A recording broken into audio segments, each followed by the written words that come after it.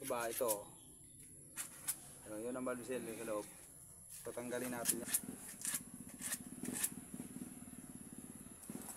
Dito na, yan. Yun ang valve seal.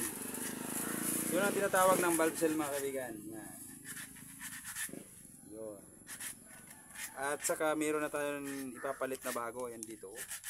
Ito yung, bakit tayo nagpapalit ng valve seal? Ano ba naging dahilan bakit nagpapalit tayo ng valve seal? Dahil ito, lumalaki yung butas nyo. Yun. Ito yung bago. Ito yung bago, yun o. Maliit pa yung butas. Ito yung malaki na. Kaya yung balbula natin ay, ano yan, hindi na siya masyado higpit ba? Para tayo malang. Ay, extra ko lang. Bawa, itong balbula natin. Itong balbula natin, dito siya nakalagay. You know? O, gumaganyan-ganyan siya o. O, kapag maluwag niya, nakapasok niya ng langis.